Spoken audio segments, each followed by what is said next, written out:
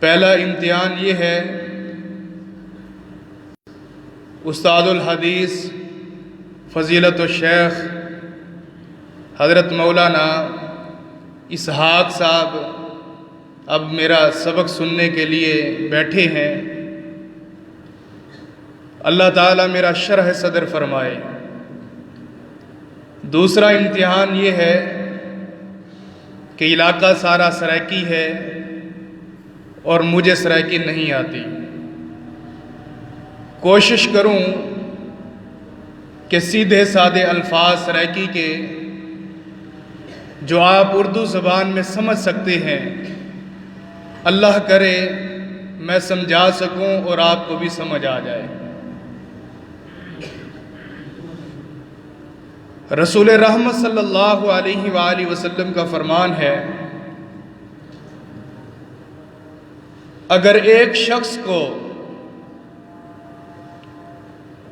میری امت میں سے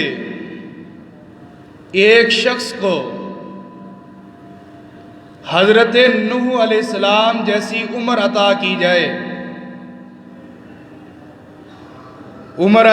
حضرت نوح علیہ السلام کی عمر 1400 سال ہے، اور جو قرآن میں عمر بیان ہوئی ہے 950 سال، وہ صرف تبلیغ کی عمر ہے۔ اگر کسی شخص کو نوح علیہ السلام کی طرح عمر دے دی جائے اور وہ پوری زندگی اللہ تعالیٰ کی فرما برداری کے اندر گزار دے، ایک لمحہ بھی اللہ کی عبادت سے غافل نہ ہو، ایک لمحہ بھی اللہ کی نافرمانی نہ کرے،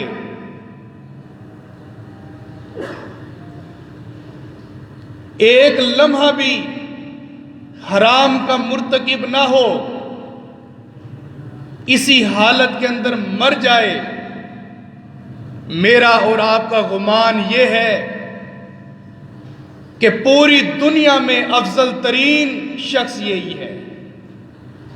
اتنی لمبی جس کو عمر ملی اور پوری زندگی اس نے اللہ کی عبادت کے اندر گزار دی، ایک لمحہ بھر بھی گناہ نہیں کیا۔ نبی علیہ السلام نے فرمایا، اس کے دن رات کی عبادت، اس کی جوانی اور بڑھاپے کی عبادت، اس کی خلوت اور جلوت کی عبادت، اگر پوری عبادت ایک طرف رکھ دی جائے، میرا صحابی گھوڑے پر سوار ہو کر جہاد کے میدان سے واپس لوٹے اور اس کے کپڑے پر، اس کے گھوڑے سواری کے اوپر گرد و غبار لگ جائے، یہ 1400 سال کی عبادت اس گرد و غبار کا بھی مقابلہ نہیں کر سکتی۔ یہ ہے صحابی رسول کی عظمت۔ پوری کائنات کے اندر روئے زمین کے اوپر جو افضل ترین جماعت ہے وہ اللہ کے نبی کی جماعت ہے، وہ نبی علیہ السلام کی تیار کردہ افضل ترین جماعت صحابہ کرام کی جماعت ہے۔ ایک روایت تمہیداً میں آپ کے سامنے رکھوں، جس کو حلیۃ الاولیاء کے اندر امام ابو نعیم اصفہانی رحمہ اللہ نے درج کیا ہے۔ حضرت انس رضی اللہ تعالیٰ عنہ صحابی رسول ہیں اور خادم رسول ہیں۔ حضرت انس رضی اللہ تعالیٰ عنہ ایک مرتبہ کچھ صحابہ کرام کی دعوت کرتے ہیں۔ صحابہ کرام کون ہیں جن کی دعوت کی؟ ایک عبداللہ بن عباس رضی اللہ تعالیٰ عنہ، دوسرے ہیں عبداللہ بن زبیر رضی اللہ تعالیٰ عنہ، اور تیسرے ہیں حضرت مقداد رضی اللہ تعالیٰ عنہ۔ ان تینوں چوٹی کے صحابہ کی دعوت کی، اور دعوت کرنے والے بھی صحابی رسول۔ حضرت انس نے کھانے پر بلایا، صحابہ کرام اب ایک حجرے کے اندر ایک کمرے میں بیٹھے ہوئے ہیں، کھانا کھا رہے ہیں۔ کھاتے کھاتے حضرت عبداللہ رضی اللہ تعالی عنہ سے سالن کا شوربہ دسترخوان پر گر گیا۔ حضرت عبداللہ رضی اللہ تعالیٰ عنہ نے حضرت انس کو بلایا، فرمایا انس کوئی کپڑا گھر میں سے لے آؤ جس کے ذریعے میں اس کو صاف کروں۔ حضرت انس گھر گئے، ایک کپڑا اٹھایا اور کپڑا حضرت عبداللہ بن عباس کے ہاتھ میں تھما دیا۔ عبداللہ بن عباس رضی اللہ تعالیٰ عنہ اب اس کو صاف کر رہے ہیں۔ صاف کرنے کے بعد کپڑا حضرت انس کو دے دیا۔ حضرت انس لے کر گھر چلے گئے۔ صحابہ اکرام نے کھانا کھا لیا۔ اب دعائیہ کلمات کہہ کر صحابہ اکرام واپس جا رہے ہیں۔ حضرت انس نے فرمایا عبداللہ ٹھہرو، آج تمہیں ایک معجزہ دکھاتا ہوں، آج تمہیں ایک قدرت کا کرشمہ دکھاتا ہوں۔ حضرت عبداللہ نے کہا وہ کیا ہے؟ تو حضرت انس رضی اللہ تعالیٰ عنہ نے گھر پردہ کرایا اور تینوں صحابہ کرام کو گھر لے آئے۔ حضرت عبداللہ فرماتے ہیں کہ ہم چلتے چلتے ایک تنور کے اوپر پہنچے۔ تنور کے اوپر پہنچے جو آگ کا مرکز تھا، جس کے اندر آگ کے شعلے نکل رہے تھے، وہاں پر آ کر حضرت انس نے ہمیں ٹھہرا دیا۔ حضرت انس فرماتے ہیں یہ دیکھو میرے ہاتھ میں وہی کپڑا ہے جس کے ساتھ حضرت عبداللہ بن عباس نے ابھی شوربہ صاف کیا تھا۔ صحابہ کرام نے اقرارن کہا جی ہاں وہی کپڑا ہے۔ حضرت انس نے اسی کپڑے کو تنور میں ڈال دیا۔ تنور میں اگر جلتے ہوئے تنور میں کپڑا گر جائے تو کپڑا سالم رہتا ہے یا جل جاتا ہے؟ بولیں اگر اردو سمجھ آ رہی ہے تو۔ جل جاتا ہے۔ حضرت انس رضی اللہ تعالیٰ نے کچھ ہی لمحے کے بعد ایک لکڑی کے ذریعے اسی کپڑے کو باہر نکالا تو بالکل صاف اور شفاف ہو چکا تھا، اس کے اوپر ایک داغ کا دھبا بھی موجود نہ تھا۔ حضرت عبداللہ پریشان ہوئے، یہ فطرت کے خلاف، یہ عقل کے تقاضوں کے خلاف کہ کپڑا آگ کو چھوئے اور آگ اسے معاف کر دے۔ انس تو نے کیا کیا؟ حضرت انس کہتے ہیں واللہ میں نے کچھ نہیں کیا، کچھ نہیں کیا۔ آؤ تمہیں ایک واقعہ سناتا ہوں۔ وہ واقعہ کیا ہے؟ حضرت انس کہتے ہیں اسی طرح جس طرح آج میں نے تمہیں دعوت دی کھانے کی، میں نے اللہ کے نبی کو دعوت دی تھی۔ جس طرح آپ کے ساتھ حضرت عبداللہ بن زبیر اور حضرت مقداد آئے ہیں، اسی طرح میرے نبی کے ساتھ ابو بکر اور عمر آئے تھے رضی اللہ عنہم اجمعین۔ نبی علیہ السلام کا ہاتھ سے شوربہ گر گیا تھا اور نبی علیہ السلام نے مجھ سے کپڑا منگوایا تھا اور میں نے یہی کپڑا پیش کیا تھا۔ نبی علیہ السلام نے اسے صاف کیا۔ صاف کرنے کے بعد آپ نے اپنے ہاتھوں کو صاف کیا اور گرمی کی شدت تھی، آپ کو پسینہ آ رہا تھا، پسینے کے چند قطرے اس رومال کے اوپر گر گئے تھے۔ جب سے اللہ کے نبی کا پسینہ اس کے اوپر لگا ہے، دنیا کی آگ اس کپڑے کو چھوتی تک نہیں ہے۔ حضرات، جو امام اصفہانی رحمہ اللہ نے بات لکھی وہ میں آپ کے سامنے رکھوں۔ امام اصفہانی رحمہ اللہ فرماتے ہیں کہ جس کو اللہ کے نبی کا پسینہ لگے اس کو دنیا کی آگ نہیں چھو سکتی، جس کو میرے نبی کا پسینہ بھی لگے اور سینہ بھی لگے اس کو جہنم کی آگ کس طرح چھو سکتی ہے؟ حضرات، صحابی رسول کو میرے نبی کا پسینہ بھی لگا ہے اور میرے نبی کا سینہ بھی لگا ہے۔ صحابی رسول دنیا کی آگ تو دور کی بات ہے، جہنم کی آگ بھی میرے صحابی رسول کو نہیں چھو سکتی۔ یہ ایک امتیاز ہے صحابہ اکرام کا۔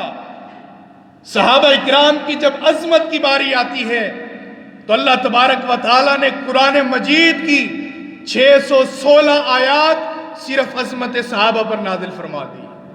616 آیات، سینکڑوں کی تعداد میں، اور ایک آیت کی گستاخی، ایک آیت کا انکار، ایک آیت کا منکر مرتد ہے، واجب القتل ہے، اور اس کا اسلام کے ساتھ کوئی تعلق نہیں۔ صحابہ کرام وہ جماعت ہے، قرآن کی ایک آیت کے ذریعے ایک مسئلہ سمجھاؤں۔ اللہ کی شریعت کا ایک قانون ہے۔ قانون کیا ہے؟ کہ اگر کوئی مجلس لگی ہوئی ہے، عوام الناس بیٹھی ہوئی ہے، کوئی آنے والا شخص اس مجلس میں آتا ہے تو آنے والے شخص کو چاہیے کہ بیٹھے ہوئے لوگوں کو سلام کرے۔ یہ شریعت کا ایک قانون ہے۔ اگر کوئی شخص بیٹھا ہے اور ایک شخص جا رہا ہے، پیدل بیٹھے ہوئے کو سلام کرے۔ اگر ایک شخص سوار ہے تو سوار پیدل کو سلام کرے۔ اسی طرح یہ قانون ہے شریعت کا۔ لیکن جب عظمت صحابہ کی باری آئی، اللہ نے اس قانون کو بھی تبدیل کر دیا۔ حضرات آپ کہیں گے کس طرح قانون تبدیل ہوا؟ آئیے سورۃ الانعام کی آیت نمبر 54 کھولیے اور عام فہم ترجمہ سمجھیے۔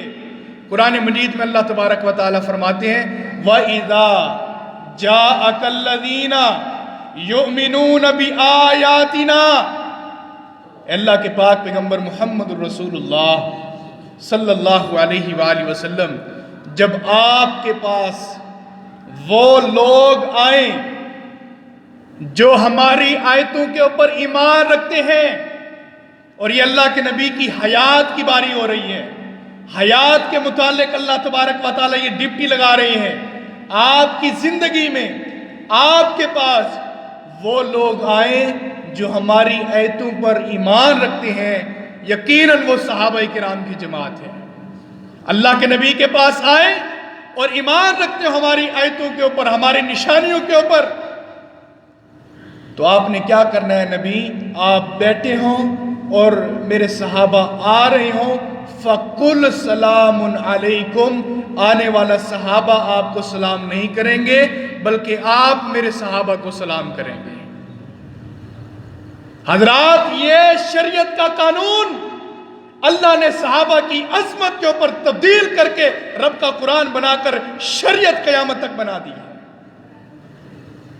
یہ ایک امتیاز ہے، ایک فضیلت اور مقام ہے صحابہ کرام کا، اس کے علاوہ کسی کو یہ مقام حاصل نہیں۔ وقت کا نبی، نبیوں کا سردار، اللہ کا لاڈلا نبی، وہ بھی اگر کسی مجلس میں بیٹھے ہو، آنے والے ابو بکر عمر ہو، طلحہ، حضرت زبیر ہو اور حضرت زبیر بن عوام ہو، عبداللہ بن مسعود ہو، عبداللہ بن عباس ہو، عبداللہ بن عمر ہو، تو اللہ کے نبی صحابہ کو سلام کریں گے۔ مجھے بتاؤ کہ یہ افضل ترین جماعت کا یہ اللہ تعالیٰ نے مقام نہیں بیان کیا تو کیا بیان کیا ہے؟ پورے قرآن کی 616 آیات کو الگ کر کے صرف ایک یہ آیت عظمت صحابہ کے لیے کافی ہے۔ اب آئیے پہلا حصہ سنیے۔ میں نے عرض کی کہ میں 2 حصے عظمت صحابہ کے متعلق آپ کے سامنے رکھوں۔ پہلا حصہ یہ ہے کہ اگر صحابی رسول کو کوئی صحابی بھی اگر ناراض کرتا ہے، یہ نہ اللہ کو برداشت ہے نہ اللہ کے رسول کو برداشت ہے۔ صحابی رسول کو کوئی صحابی بھی ناراض کر دے، نہ یہ اللہ کو برداشت ہے نہ اللہ کے رسول کو برداشت ہے۔ پہلی حدیث جامع ترمذی کے اندر اور اسی طرح سنن ابی داؤد کے اندر حدیث موجود ہے۔ حدیث کیا ہے؟ حضرت ماعز ابن مالک رضی اللہ تعالیٰ عنہ، ان سے زنا ہوا، رجم کر دیے گئے، فوت ہو گئے۔ جب آیت نبی علیہ الصلوۃ والسلام نے رجم کروایا، اسی رجم کی وجہ سے فوت ہو گئے، انتقال کر گئے۔ اب حضرت ماعز ابن مالک رضی اللہ تعالیٰ عنہ کو کفن پہنا کر دفن کر دیا گیا، جنازہ نہیں ہوا۔ جنازہ کیوں نہیں ہوا؟ علماء جانتے ہیں کیونکہ اس وقت جنازے کا حکم نہیں تھا، جنازے کا حکم ابھی نازل نہیں ہوا تھا۔ حضرت ماعز ابن مالک رضی اللہ تعالیٰ عنہ تدفین خاک کر دیے گئے۔ ان کے بعد صحابہ اکرام مسجد نبوی میں آ گئے۔ جب مسجد نبوی میں پہنچے تو صحابہ اکرام میں تصادم ہو گیا، مجادلہ ہو گیا، جھگڑا ہو گیا۔ ایک گروہ کہتا ہے ماعز ابن مالک جنتی ہیں، دنیا کے اندر ہی اپنی سزا بھگت کر جنت میں داخل ہو گئے۔ دوسرا گروہ کہتا ہے کہ نہیں، جو زنا کی حالت کے اندر اس کی سزا بھگت کے فوت ہو گیا، اور جس کا جنازہ اللہ کے نبی نے نہیں پڑھایا، وہ بھلا جنت میں کیسے جا سکتے ہیں؟ یہ جھگڑا ہو رہا ہے مسجد نبوی کے اندر۔ آواز اٹھی، بلند ہوئی، نبی علیہ الصلوۃ والسلام کے کانوں میں پڑی۔ آپ مسجد نبوی میں تشریف لائے۔ نبی علیہ الصلوۃ والسلام نے آ کر دیکھا کہ صحابہ کرام آپس کے اندر مجادلہ کر رہی ہیں، بحث مباحثہ کر رہی ہیں۔ نبی علیہ الصلوۃ والسلام نے فرمایا، میرے صحابہ، کس بات کے اوپر تم جھگڑا کر رہے ہو؟ کس بات کے اوپر؟ تو ایک گروہ کہتا ہے ہمارا معاملہ یہ ہے ماعز ابن مالک کے بارے میں کہ وہ جنت میں داخل ہو گئی ہے۔ دوسرا گروہ کہتا ہے آپ نے جنازہ نہیں پڑھایا، اس کو غسل نہیں دیا، بھلا یہ کیسے ہو سکتا ہے کہ وہ جنت میں چلے جائے؟ نبی علیہ الصلوۃ والسلام نے اپنی ران کے اوپر ہاتھ مارا۔ ہاتھ مارنے کی کیفیت یہ تھی گویا کہ تم اللہ کے نبی کو ناراض کر رہے ہو۔ تم کیوں میرے صحابی رسول کے بارے میں جھگڑا کر رہے ہو؟ کیوں حضرت ماعز ابن مالک کے بارے میں لڑ رہے ہو؟ نبی علیہ الصلوۃ والسلام ران پر ہاتھ مار رہے ہیں اور اونچی آواز سے کہتے ہیں سبحان اللہ، سبحان اللہ، اللہ اکبر۔ یہ کہتے ہوئے جیسے نبی علیہ الصلوۃ والسلام مسجد نبوی کے دروازے کی چوکھٹ اور دہلیز کے اوپر پہنچے، آپ نے اپنی نگاہوں کو آسمان کی طرف اٹھایا۔ آسمان کی طرف جب اٹھایا، نبی علیہ الصلوۃ والسلام کھلکھلا اٹھے، آپ کا غصہ خوشی میں تبدیل ہو گیا۔ نبی علیہ الصلوۃ والسلام نے دیکھا اور آپ نے اونچی آواز سے کہا سبحان اللہ و بحمدی سبحان اللہ العظیم۔ ساری تعریفیں اس اللہ کے لیے ہیں جو اللہ پاک ہے، عظمت، کبریائی، بڑائی اس اللہ کے لیے ہے جو اللہ پاک ہے۔ جب یہ نبی علیہ الصلوۃ والسلام نے منظر دیکھا، آپ واپس صحابہ کرام کی طرف آئے، آ کر کہا لوگو، اور میرے صحابہ، جس کے بارے میں تم جھگڑا کر رہے تھے، جس کے بارے میں تم لڑ رہے تھے، جس کے بارے میں تم بحث کر رہے تھے، سنو، مجھے ابھی ابھی اللہ تعالیٰ نے جنت کے اور آسمان کے دروازے کھول کر دکھایا ہے کہ میرا ماعز ابن مالک جنت کے اندر نہر میں غوطے لگا رہا ہے۔ نہر کے اندر جنت میں غوطے لگا رہا ہے میرا ماعز ابن مالک۔ یہ اللہ تعالیٰ نے قانون تبدیل کر دیا۔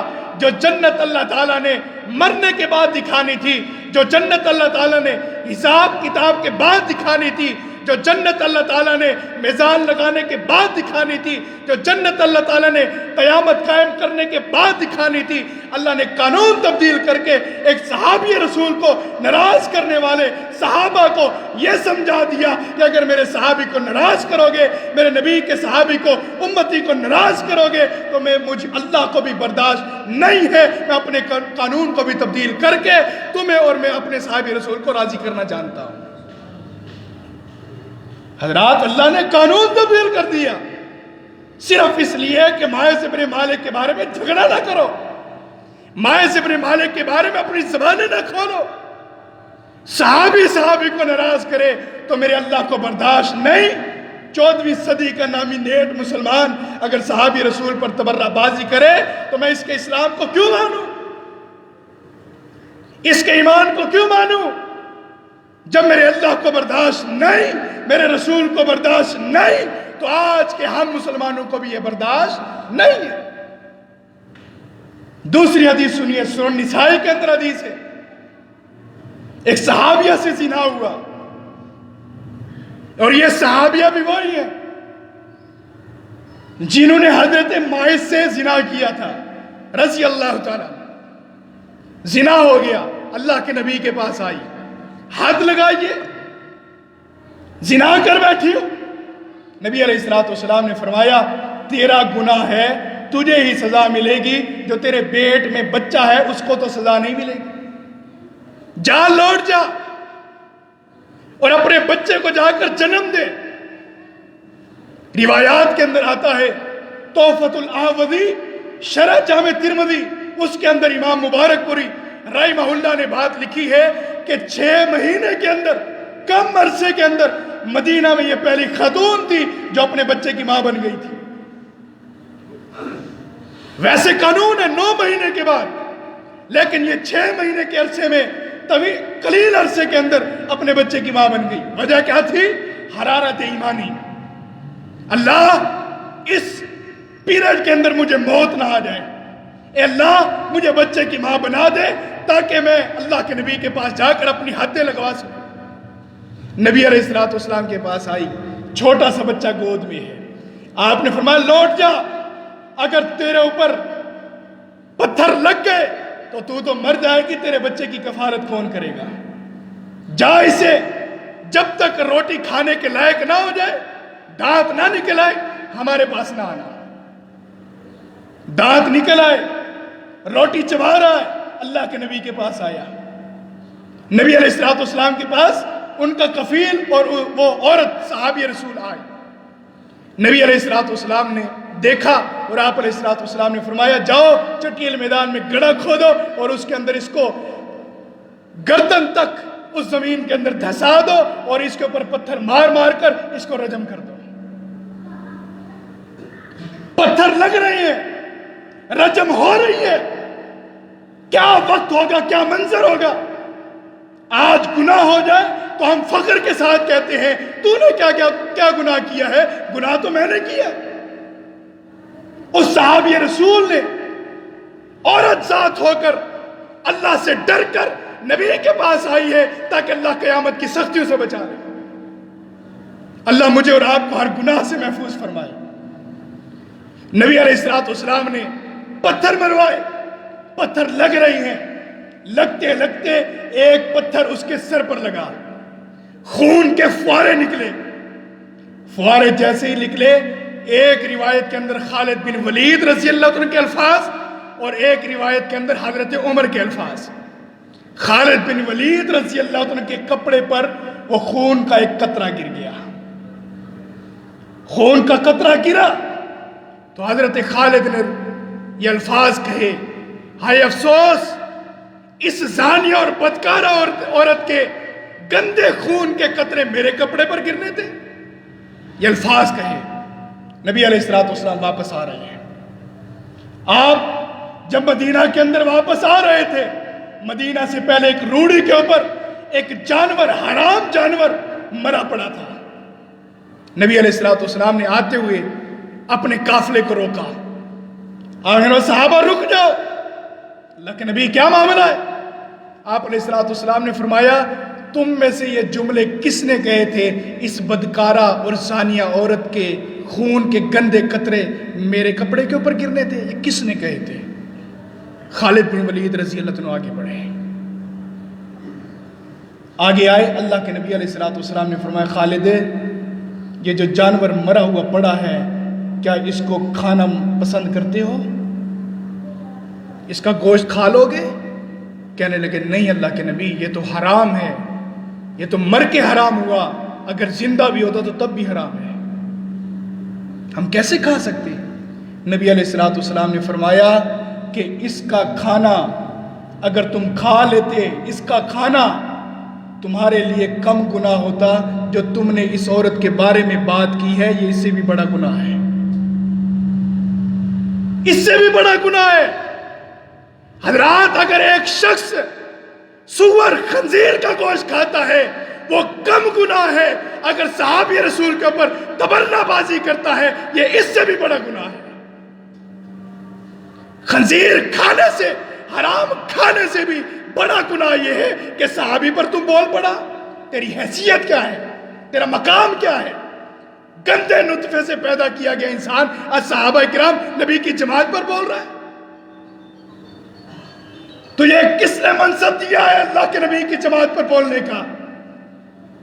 کس نے تجھے ٹھیکیدار بنایا ہے کہ فلانا مرتد ہو گیا تھا، فلانے نے باغ فدق لے لیا تھا، فلانے قابض ہو گئے تھے؟ کس نے تجھے سمجھایا؟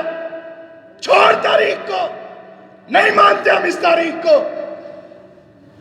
ہمیں چاہیے تو رب کا قرآن چاہیے یا نبی علیہ الصلوۃ والسلام کا فرمان چاہیے۔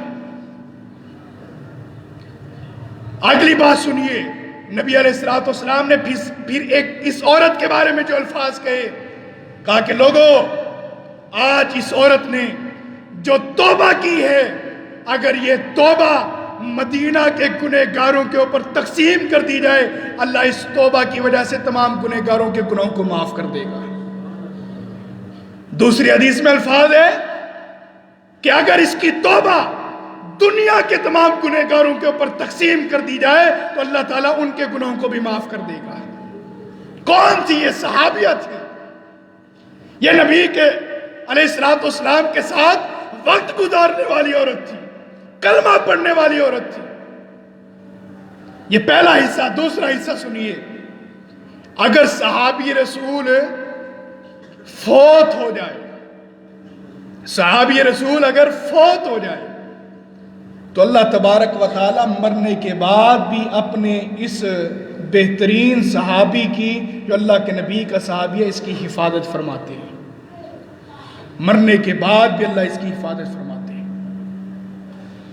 حضرات، جو مر گیا قیامت قائم ہے اس پر۔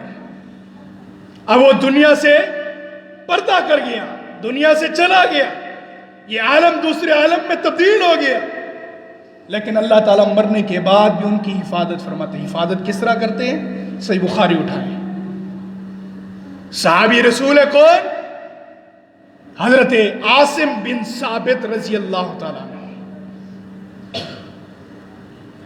نبی علیہ الصلوۃ والسلام نے 30 صحابہ کرام کے ساتھ بھیجا، اور ایسی جگہ پر بھیجا کہ جن کے انہوں نے باپ داداؤں کو قتل کیا تھا کفر کی حالت میں۔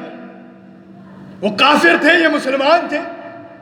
اب وہ بھی اس طاق میں بیٹھے ہوئے تھے کہ عاصم رضی اللہ عنہ اگر ہمارے مد مقابل ہوئے تو ہم اس کو قتل کریں گے، شہید کریں گے، اور اس کے جسم کا موصلہ کریں گے، اس کے کان کاٹیں گے، اس کا ناک کاٹیں گے،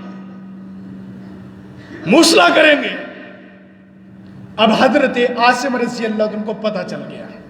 حضرت عاصم کہتے اللہ، دعا کر رہے ہیں، اللہ اگر میں آج کے دن شہید ہو جاؤں، میں ان کے ہاتھوں قتل کر دیا جاؤں، اے اللہ میری لاش کو ان کے ہاتھوں سے محفوظ رکھنا، میری لاش کو ان کے ہاتھوں سے محفوظ رکھنا۔ یہ دعا کی۔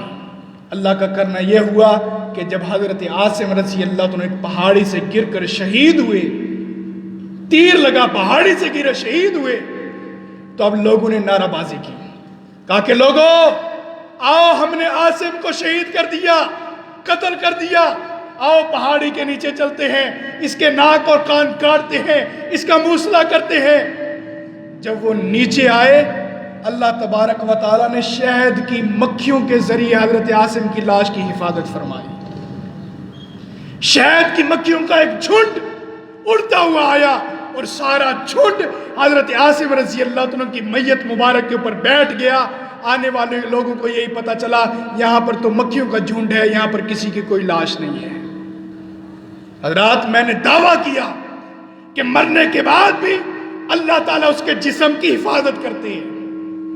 یہ تو ابھی زمین کے اوپر تھا تو اللہ نے حفاظت کی، اگر زمین کے نیچے بھی صحابی رسول چلا جائے تو تب بھی اللہ تعالیٰ اس کے جسم کی حفاظت کرتے ہیں. ہمارا موقف یہ ہے کہ روئے زمین کے اوپر انبیاء کرام وہ واحد ہستیاں ہیں کہ جن کے جسم مبارک کو مٹی نہیں کھاتی، لیکن اللہ تعالیٰ نے یہ فضیلت نبی کے صحابہ کو بھی دی ہے. اور 3 حدیثیں میں آپ کے سامنے رکھوں. پہلی حدیث سنیے، صحیح بخاری، مسند احمد، سیرت ابن ہشام، 3 حدیث کی کتابوں کا حوالہ دیا اور بخاری شریف کی حدیث مستند ہے. باقی کتابوں کو چھوڑ دے، بخاری شریف پر کسی کا اعتراض نہیں. سنیے، ولید بن عبد الملک بن مروان، اس کے دور میں مسجد نبوی کی توسیع ہوئی. مسجد نبوی کی توسیع بڑھتی گئی حتیٰ کہ اب پرانی جو در و دیوار تھی ان کو شہید کرنے کا حکم ہوا کہ ان دیواروں کو گراؤ، اب نئی دیواریں کھڑی کرتے ہیں. حکم ہو گیا، مزدور آ گئے. تابعین کی ایک بہت بڑی جماعت مزدور ہے، بیلچے لوہے کے اوزار اٹھا کر کھڑے ہیں.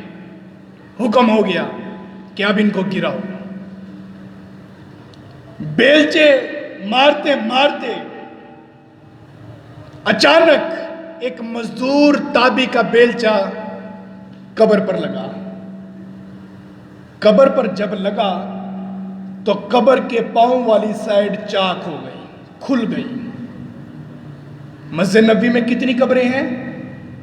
بولیں جس کو پتا ہے. 3 قبریں ہیں. اللہ کے نبی علیہ الصلوۃ والسلام کی، حضرت ابو بکر کی اور حضرت عمر کی رضی اللہ تعالیٰ عنہ. میں عام سا ایک نقطہ سمجھاؤں، میری طرف توجہ کرنا. یہ ہاتھ کی یہ 3 انگلیاں، یہ 3 انگلیاں اللہ تبارک و تعالیٰ نے یہ قبر کا نقشہ بتایا ہے. یہ قبر کا نقشہ ہے. شیخ صاحب میری تصدیق کریں گے، تائید کریں گے. یہ درمیانی قبر اللہ کے نبی کی ہے. یہ تھوڑی سی اونچی ہے جس طرح یہ انگلی اونچی ہے. دائیں سائڈ پر نبی علیہ الصلوۃ والسلام کا کندھا مبارک اور حضرت ابو بکر رضی اللہ عنہ کا سر مبارک ہے. یہ انگلیاں دیکھیں. بائیں سائڈ پر حضرت عمر رضی اللہ عنہ کا سر مبارک اور حضرت ابو بکر کا کندھا مبارک. یہ اس طرح قبر کے اندر سارا نقشہ ہے روضہ رسول والا. بیلچہ لگا. جب بیلچہ لگا قبر چاک ہوئی. قبر چاک ہونے کے بعد پاؤں نظر آئے، قبر میں سے پاؤں نظر آئے. ولید نے حکم دیا کہ کام روک دو، کام روک دو. کیوں روک دے؟ ہم سے گستاخی ہو گئی کہ ہم نے نبی علیہ الصلوۃ والسلام کی قبر کو چاک کر دیا. نہ چاہتے ہوئے کام روک دیا گیا. اب سب مزدور ہاتھ پر ہاتھ رکھ کر بیٹھے ہوئے کہ اب کیا بنے گا کہ ہم نے اللہ کے نبی کی قبر کو چاک کر دیا. 3 دن مسجد نبوی کی توسیع نہیں ہوئی، کام آگے نہیں بڑھا. اچانک صحابی رسول، تابعی رسول آئے. کون ہے یہ؟ عروہ بن زبیر رضی اللہ تعالیٰ عنہ. اور ایک روایت کے اندر حضرت انس بن مالک رضی اللہ تعالیٰ عنہ. عروہ بن زبیر رضی اللہ عنہ آئے، آ کر کہا کہ مسجد نبوی کی توسیع ہو رہی تھی، کام رکا ہوا ہے، کیا مسئلہ ہے؟ انہوں نے کہا کہ کام اس وجہ سے رکا ہے کہ ہمارے ایک مزدور نے اللہ کے نبی کی قبر کو چاک کر دیا ہے، اس وجہ سے ہم سے گستاخی ہو گئی، ہم نے کام روک دیا. حضرت عروہ بن زبیر کہتے ہیں میرے ساتھ چلو. اب جب روضہ رسول کے قریب پہنچے، انہوں نے کہا کہ اللہ کے نبی کی قبر کو تم نے چاک کیا؟ کہا کہ جی ہاں ہم نے چاک کیا ہے. نہ چاہتے ہوئے ہو گیا. کہا کہ کون سی قبر ہے؟ انہوں نے دکھایا. کپڑا ہٹایا گیا، جو کپڑا ویسے ہی رکھا گیا تھا. قبر چاک ہو چکی تھی، اندر سے پاؤں نظر آ رہے تھے۔ حضرات توجہ کے ساتھ بات کو سننا، جب پاؤں مبارک دیکھے تو حضرت عروہ رضی اللہ عنہ نے اللہ اکبر کہا، اللہ اکبر کہا کہ لوگوں، پہلی خوشخبری یہ ہے کہ یہ میرے نبی کی قبر نہیں ہے، اللہ کے نبی کی قبر نہیں ہے۔ اچھا یہ کس کی قبر ہے؟ یہ حضرت عمر رضی اللہ عنہ کی قبر ہے۔ اب تاریخی الفاظ سنیے، حضرت عروہ کہتے ہیں اور ولید بن عبد الملک بن مروان کہتا ہے کہ ہم نے جب کپڑا اٹھایا اور جب ان کے پاؤں پر ہاتھ رکھا، ہمیں ریشم سے بھی زیادہ نرم ملائم محسوس ہوا تھا۔ یہ کن کی قبر ہے؟ حضرت عمر کی قبر ہے۔ اور اگلے الفاظ سنیے جو فتح الباری کے اندر موجود ہے، یہ واقعہ ہوا 93 ہجری کے اندر۔ کس ہجری کے اندر؟ بولو بولو ذرا، 93 ہجری کے اندر۔ اور حضرت عمر رضی اللہ عنہ شہید ہوئے ہیں 23 ہجری کے اندر۔ کتنا عرصہ ہوا؟ کتنے عرصے کے بعد قبر چاک ہوئی؟ 70 سال کے بعد۔ 70 سال کے بعد قبر جب کھلی نہ چاہتے ہوئے، تو حضرت عمر رضی اللہ عنہ کا پاؤں مبارک ویسے تھا جس طرح کہ ان کا زندگی میں تھا۔ حضرات دعویٰ ہمارا، اور بغیر دلیل کے کوئی بات نہیں، جاؤ بخاری شریف اٹھاؤ کہ حضرت عمر رضی اللہ عنہ 70 سال کے بعد بھی پاؤں مبارک ویسا تھا جس طرح کہ دنیا کے اندر تھا۔ حرکات و سکنات نہیں، لیکن نرم و ملائم، اور بالکل اسی طرح جس طرح کہ گویا کہ آج ہی دفن کیا ہو۔ اگلی حدیث بھی صحیح بخاری کے اندر ہے۔ حضرت عبداللہ رضی اللہ تعالیٰ عنہ جنگ احد کے شہید ہیں۔ جنگ احد میں شہید ہوئے۔ جب یہ شہید ہوئے، ان کے بیٹے جابر رضی اللہ عنہ کہتے ہیں کہ ابا جان رات کو مجھے بلا کر نصیحتیں کرتے رہے، کہا کہ بیٹا مجھے یوں لگتا ہے کہ زندگی کے اب آخری دن ہے، ہو سکتا ہے کل میدان مقتل میں شہید کر دیا جاؤں، لیکن بیٹا اپنی بہنوں کی حفاظت کرنا، اپنی بہنوں کی کفالت کرنا، اور میرا سر پر قرضہ ہے اور یہ قرضہ ادا کرنے کی بھی کوشش کرنا۔ صحیح بخاری میں حدیث ہے کہ حضرت عبداللہ رضی اللہ عنہ شہید ہو گئے۔ جب شہید ہوئے، نبی علیہ السلام نے دو صحابہ کرام کو ایک ہی قبر میں دفن کر دیا۔ جگہ کی قلت تھی، دو صحابہ کرام کو ایک ہی قبر کے اندر تدفین کر دیا۔ حضرت جابر رضی اللہ عنہ کہتے ہیں 6 مہینے کے بعد میرے پاس وسائل بھی ہو گئے، میرے پاس جگہ بھی میسر آ گئی۔ میں نے پھر ارادہ کیا 6 مہینے کے بعد کہ مجھے نامناسب لگتا ہے کہ میرے والد کی قبر کے ساتھ ایک دوسرا بھی تدفین ہے۔ میرے دل میں خیال آیا کیوں نہ میں اپنے والد کی میت کو یہاں سے نکال کر دوسری علیحدہ قبر کے اندر انہیں تدفین کر دوں۔ میں نے اللہ کے نبی سے مسئلہ پوچھا تو آپ نے فرمایا ٹھیک ہے۔ تو جب میں نے اپنے والد کی قبر کو چاک کیا، جہاں پر 2 صحابہ کرام تھے، ایک میرے والد ایک اور دوسرے صحابی انصاری تھے، تو جب میں نے اپنے والد کو نکال کر جب میں لے کر جا رہا تھا، واللہ جب میں نے دوسری قبر کے اندر رکھا، میرے والد کے پورے جسم پر ایک بھی مٹی کا نشان نہیں تھا۔ حضرات میڈیکل بھی آج ثابت کر چکی ہے 40 دن کے بعد ریڑھ کی ہڈی کے علاوہ کچھ نہیں رہتا۔ ریڑھ کی ہڈی کے علاوہ کچھ نہیں رہتا۔ 6 مہینے گزر گئے لیکن صحابی رسول کی جسم کو اور ان کے جسد عطر کو مٹی نے کھایا تک نہیں۔ صحیح بخاری میں دوسری حدیث ہے، کہا کہ صرف کان پر تھوڑے سے نشان تھے، اور میں بھی وہ گمان کرتا تھا، حضرت جابر کہتے ہیں کہ یہ تلوار لگی تھی جنگ احد میں، یہ اس کے نشان ہیں، ورنہ کوئی نشان نہیں۔ اگر کسی کو زخم لگ جائے اور وہ پھر اسے کور نہ کر پائے تو اس جگہ کے اوپر مکھیاں بیٹھتی ہیں، اس جگہ کے اوپر کیڑے مکوڑے آتے ہیں، اور اگر وہ جگہ ہو بھی مٹی کے ساتھ ملی ہوئی، لیکن صحابی رسول کے جسم کو نہ کسی حشرات الارض نے کھایا، نہ ہی قبر کی مٹی نے کھایا۔ یہ صرف اعزاز حاصل ہے تو صحابہ کرام کے جسم کے ساتھ اعزاز ہے۔ دوسری بات سنیے، تیسری حدیث، یہ سیر اعلام النبلاء، شیخ صاحب جانتے ہیں یہ کتاب کون سی ہے سیرت کے اوپر لکھی ہوئی؟ اس کے اندر واقعہ موجود ہے۔ واقعہ کیا ہے کہ عبداللہ بن عباس رضی اللہ عنہ فوت ہو گئے۔ جب فوت ہوئے تو انہیں ایک جگہ کے اوپر دفن کر دیا گیا۔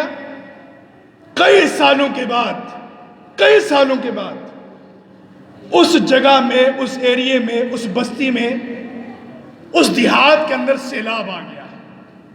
سیلاب جب آیا ہر جگہ پانی ہی پانی ہو گیا۔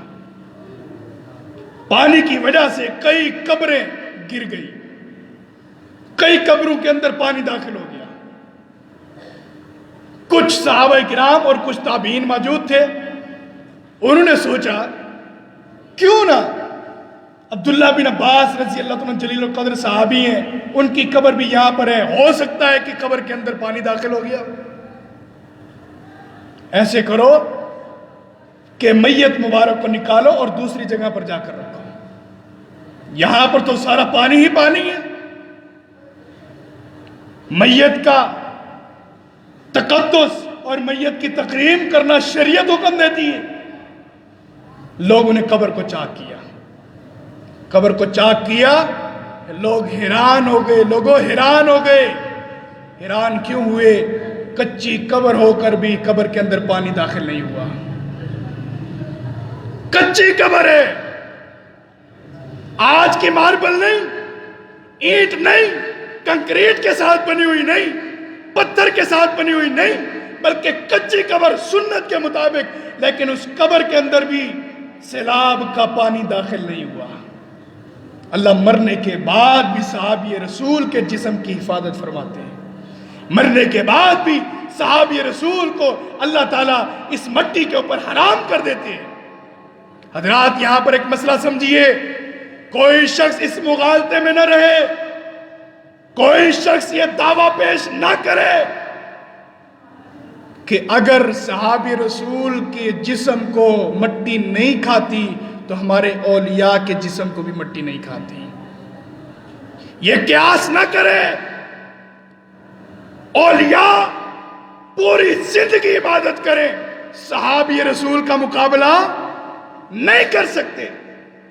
یہ صرف اگر امتیاز ہے، مقام ہے، فضیلت ہے، شان اور مرتبہ ہے تو صرف صحابہ کرام کا ہے، انبیاء کے بعد۔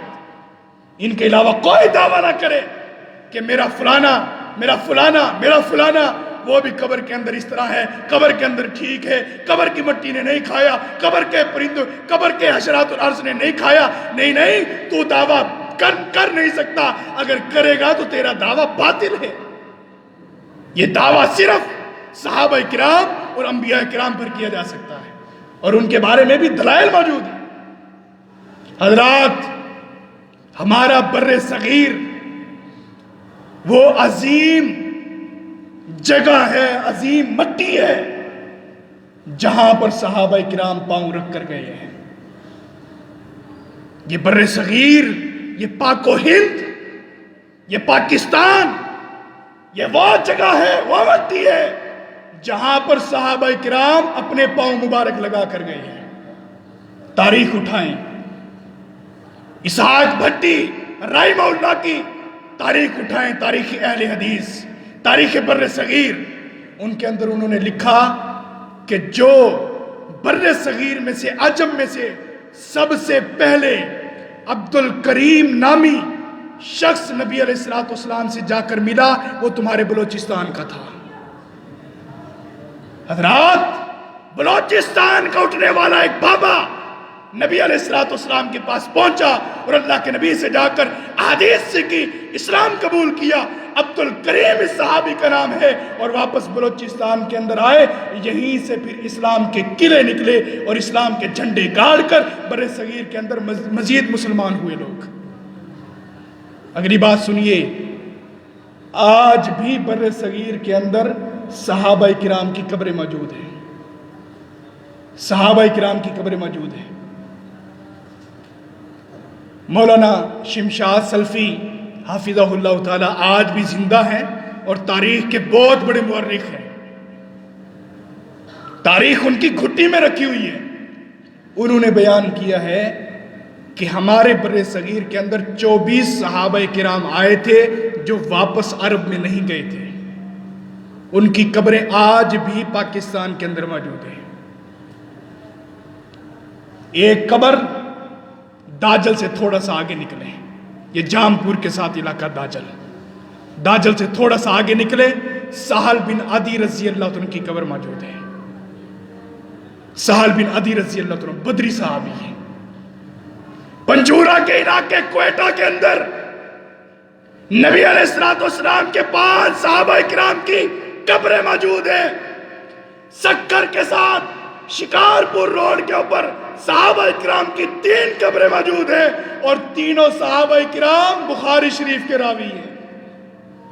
حضرات، بر صغیر ہمارا وہ ملک ہے پاکستان جہاں پر صحابہ کرام نے قدم بھی رکھے، اور صحابہ کرام کے آج بھی جسم مبارک اسی بر صغیر کی مٹی کے اندر مدفون ہے۔ صحابہ کرام کے بارے میں اپنے دلوں کو میلا نہ کرو، صحابہ کرام پر تبرہ بازی نہ کرو۔ جو تبرہ بازی کرے ان کی مجلس چھوڑ دو، ان کی سحرگاہوں کو چھوڑ دو، ان کے ساتھ اٹھنا بیٹھنا چھوڑ دو، ان کے ساتھ ہمارا کوئی تعلق نہیں۔ اہل بیت پر جو تبرہ بازی کرے ان کے ساتھ ہمارا کوئی تعلق نہیں۔ نبی کے دعوات پر جو تبرہ بازی کرے ان کے ساتھ ہمارا کوئی تعلق نہیں۔